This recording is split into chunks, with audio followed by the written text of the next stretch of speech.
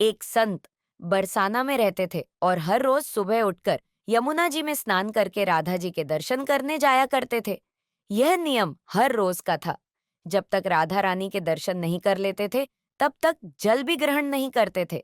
दर्शन करते करते तकरीबन उनकी उम्र 80 वर्ष की हो गई। आज सुबह उठकर रोज की तरह उठे, यमुना में स्नान किया और राधा रानी के दर्शन को गए। मंदिर के पट खुले और राधा रानी के दर्शन करने लगे। दर्शन करते करते संत के मन में भाव आया कि मुझे राधा रानी के दर्शन करते करते आज 80 वर्ष हो गए, लेकिन मैंने आज तक राधा रानी को कोई भी वस्त्र नहीं चढ़ाए। लोग राधा रानी के लिए कोई नारियल लाता है, कोई चुनरिया लाता है, कोई चूड़ी लाता है, कोई बिंदी लाता है, कोई साड़ी लाता है, कोई लहंगा चुनरिया लाता है, लेकिन मैंने तो आज तक कुछ भी नहीं चढ़ाया है। यह विचार संत जी के मन में आया कि जब सभी मेरी राधा रानी लिए कुछ ना कुछ लाते हैं, तो मैं भी अपनी राधा रानी के लिए कुछ ना कुछ लेकर जरूर आऊंगा। लेकिन क्या लाऊं जिससे मेरी राधा रानी खुश हो जाए? तो संत जी ये सोचकर अपनी कुटिया में आ गए। सारी रात सोचते सोचते सुबह हो गई। उठे, उठकर स्नान किया और आज अपनी कुटिया में ही राधा रानी के दर्शन पूजन किया। दर्शन के बाद मार्केट में जाकर सबसे सुंदर वाला लहंगा चुनरिया का कपड़ा लाए और अपनी कुटिया में आकर के अपने ही हाथों से लहंगा चुनरिया को सिला और सुंदर से सुंदर उस लहंगा चुनरिया में गोटा लगाए। जब पूरी तरह से लहंगा चुनरिया को तैयार कर लिया, तो मन में सोचा कि इस लहंगा चुनरिया को अपनी राधा रानी को पहनाऊंगा तो बहुत ही सुंदर लगेंगी, हमारी राधा रानी। यह सोच करके आज संत जी उस लहंगा चुनरिया को लेकर राधा रानी के मंदिर को चले। मंदिर की सीढ़ियां चढ़ने लगे और अपने मन में सोच रहे हैं, आज मेरे हाथों के बनाए हुए लहंगा चुनरिया राधा रानी को पहनाऊंगा तो मेरी लाडली खूब सुंदर लगेंगी। यह सोच कर चले जा रहे हैं। इतने में एक बरसाना की लड़की लाली आई और बाबा से कहती है, बाबा आज बहुत ही खुश हो, क्या बात है? बाबा बताओ ना। तो बाबा ने कहा कि लाली आज मैं बहुत खुश हूँ। आज मैंने अपने हाथों से राधा रानी के लिए लहंगा चुनरिया बनाई है। इस लहंगा चुनरिया को राधा रानी जी को पहनाऊंगा और मेरी राधा रानी बहुत सुंदर दिखेंगी। उस लाली ने कहा, बाबा मुझे भी दिखाओ ना, आपने लहंगा चुनरिया कैसी बनाई है? लहंगा चुनरिया को देखकर वो लड़की बोली, अरे बाबा राधा रानी के पास तो बहुत सारी पोशाक है, तो ये मुझे दे दो ना। तो महात्मा बोले कि बेटी तुमको मैं दूसरी बाजार से दिलवा दूंगा।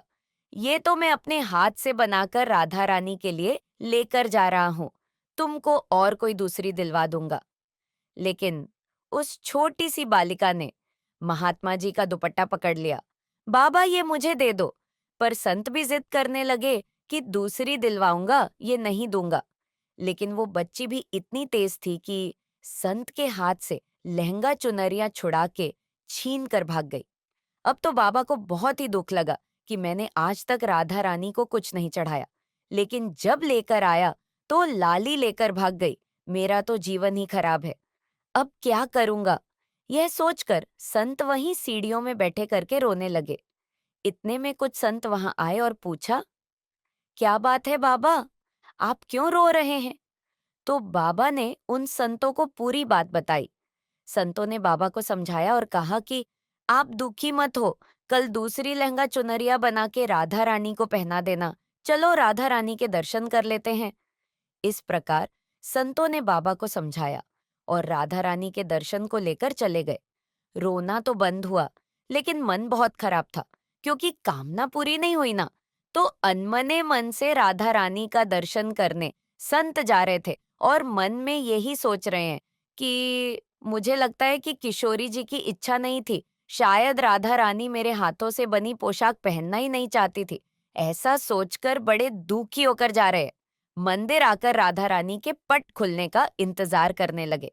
थोड़ी ही देर बाद मंदिर के पट खुले तो संतों ने कहा, बाबा देखो तो आज हमारी राधा रानी कितनी सुंदर लग रही है। संतों की बात सुनकर के जैसे ही बाबा ने अपना सिर उठाकर देखा, तो जो लहंगा चुनरिया बाबा अपने हाथों से बनाकर लाए थे, आज राधा रानी ने वही पहना था। बाबा बहुत ही खुश हो गए और राधा रानी से कहा, हे राधा रानी, आपको इतना भी सब्र नहीं रहा। आप मेरे हाथों से मंदिर की सीढ़ियों से ही लेकर भाग गईं। ऐसा क्यों? सर्वेश्वरी, श्री राधा रानी ने कहा कि बाबा, आपके भाव को देखकर मुझसे रहा नहीं गया। और ये केवल पोशाक नहीं है, इसमें आपका प्रेम है, तो मैं खुद आकर के ही आपसे लहंगा चुनरिया छीन कर भाग गई थी। इतना सुनकर के बाबा भाव विभोर हो गए और बाबा ने उसी समय किशोरी जी के श्री चरणों में अश्रुपूरित समाधि ले ली।